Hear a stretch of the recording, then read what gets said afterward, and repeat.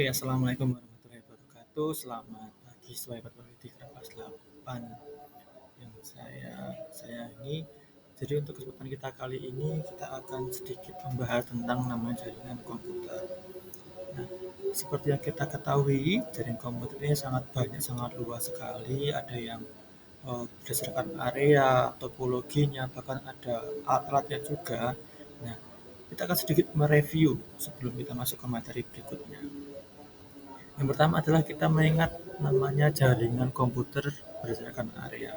Nah, di sini kalian mempelajari tentang LAN, MAN, WAN, dan juga tentang ciri-ciri dan juga tentang luas areanya yang ada di daerah tersebut. Jadi yang termasuk LAN itu seperti apa, yang termasuk MAN seperti apa, yang termasuk WAN juga seperti apa. Lalu selanjutnya adalah kita juga belajar tentang namanya topologi jaringan komputer. Topologi jaringan komputer ini ada beberapa juga. Yang pertama adalah topologi yang berbentuk seperti ini. Nah, ini namanya topologinya adalah topologi bus. Dengan kelebihannya adalah desain sangat sederhana. Lalu yang kedua adalah dia mudah diaplikasikan.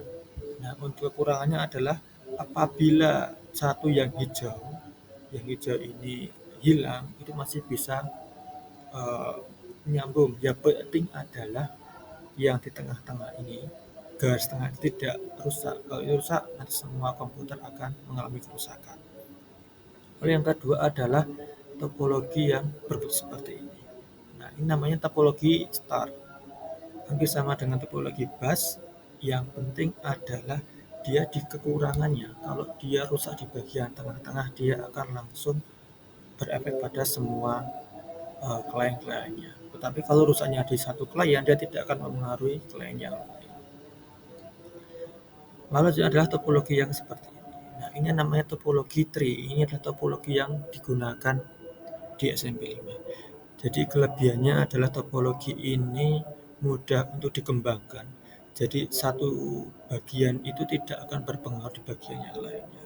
Misalnya bagian sebelah kiri, dia hanya akan langsung digabungkan di sebelah yang kiri, tidak akan menyambung sebelah yang kanan. Kekurangannya adalah apabila dia harus di bagian pusatnya, di senternya, dia akan berpengaruh ke komputer yang lainnya. Tetapi secara umum ini sangat-sangat baik untuk pengembangan. Lalu topologi berikutnya adalah topologi ring. Nah, ini semuanya sangat berhubungan. Jadi apabila satu rusak, semuanya akan terdampak. Tapi untuk kelebihannya adalah ini sangat sederhana, jadi mudah sekali untuk pengaplikasiannya. Lalu yang ini topologinya namanya adalah topologi mesh.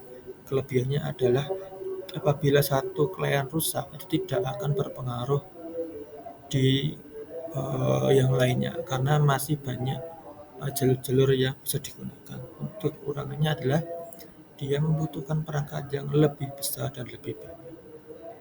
Lalu selanjutnya adalah kita akan ngobrol tentang data. Apa itu data? Silakan kalian cari sendiri.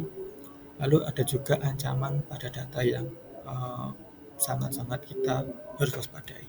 Yang pertama adalah ancaman data pada diri sendiri.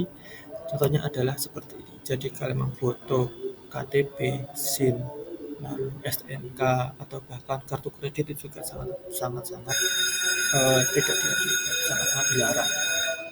Nah, ini data yang harus kalian jaga. Yang pertama adalah nama lengkap, jenis kelamin, kewarganegaraan dan sebagainya, silakan dilihat sendiri. Lalu juga ada ancaman data orang lain. Contohnya adalah hacking. Itu apa? Kegiatan menerobos program data orang lain. Nah, ini sangat kita waspadai karena sangat sering kita mendapatkan seperti WA yang undangan sebagainya. Lalu adalah yang kedua namanya phishing. Nah, apa itu phishing? Tidak memperoleh informasi pribadi dengan menyamar sebagai orang melalui email. Jadi kalian mendapatkan email, terus nanti email itu kalian klik lalu kalian akan ketahuan atau akan mendapat informasi pribadi kalian, username, ID dan password. skimming. Saatnya jam Skimming itu pertama adalah pencurian dimulai. informasi kartu kredit atau debit dengan cara menyalin informasi pada It's strip time to magnetik begin your kartu. first lesson. Nah, ini biasanya ada alat di bawahnya tersebut, di bagian atas tersebut. Nah, harus hati-hati kalau kalian punya kartu kredit, baik itu debit ataupun kredit. Nah, lalu tugas kalian adalah mencari ancaman data yang lain serta contoh kasusnya. Jangan lupa diberi juga tanggalnya ya, tanggal kasus tanggal berapa. Nanti kita akan cross check bersama. Oh, apakah itu ternyata kasusnya itu benar terjadi atau hanya sebatas hoax saja. Oke, itu saja untuk komentar saya pada hari ini. Uh, saya tunggu tugasnya. Tugasnya nanti dikirimkan di Classroom, tidak perlu dikumpulkan secara fisik, tapi hanya dikirimkan di Classroom, di foto, kemudian dikirimkan di Classroom. Terima kasih atas perhatiannya. Saya akhiri. Wassalamualaikum warahmatullahi wabarakatuh.